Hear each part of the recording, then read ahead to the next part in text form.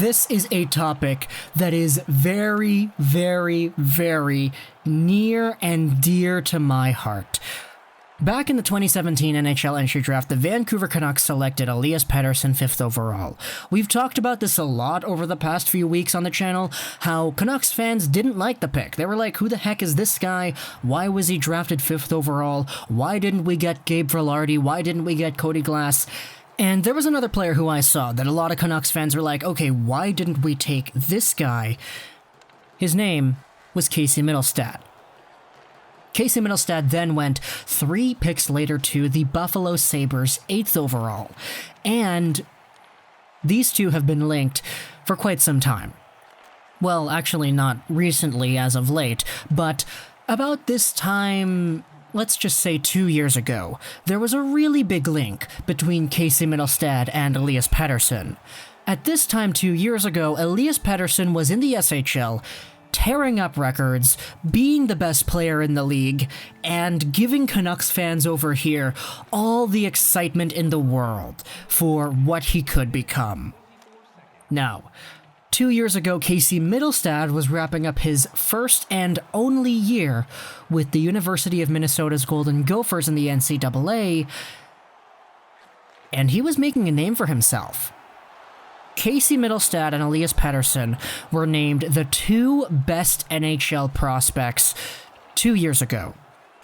And a lot of people remember that very fondly, especially over here on the West Coast, because there was always this argument that would go on within the media, within magazines, within Twitter, within everybody that was a hockey fan as to who would be the best player going forward. And furthermore, who was the better prospect at the time? Now, Mittelstadt was a guy who was playing in the NCAA, and after that NCAA season, he actually played 6 games with the Buffalo Sabres immediately once his college year ended. In that short stint, he played 6 games and he had 5 points, and he didn't look out of place. Add to that his World Juniors earlier in the year where he had 11 points in 7 games played, and he was the best forward at the World Juniors that year, and the hype for Casey Mittelstadt was through the roof. People touted Mittelstadt as a Mitch Marner caliber player with the hands, the skill, the Patrick Kane-like offensive qualities that allowed him to play the game at such a controlling pace.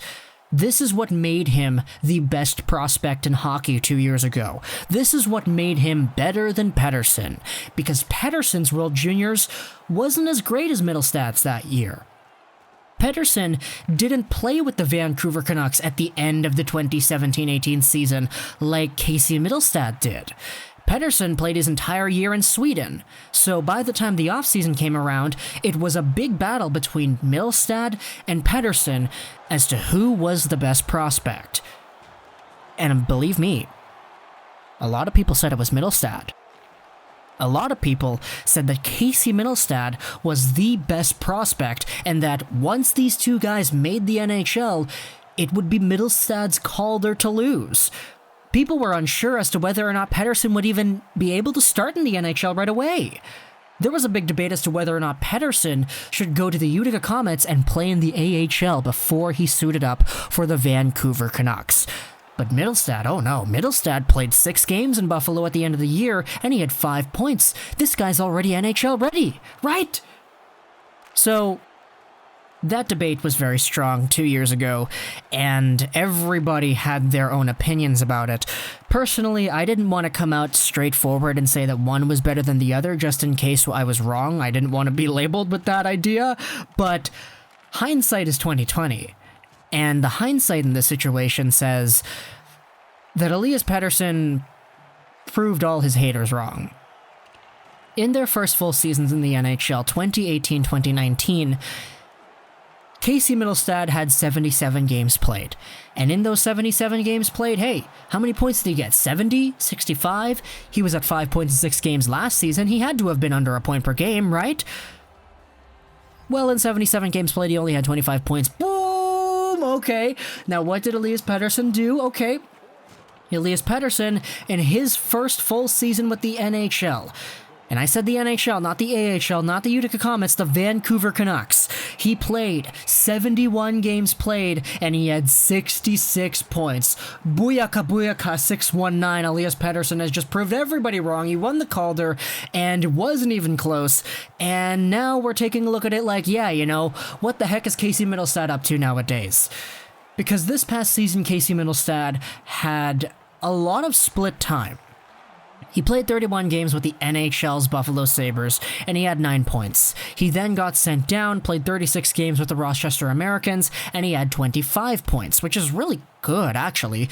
25 points in 36 games played as a 21-year-old player. That's not bad by any means.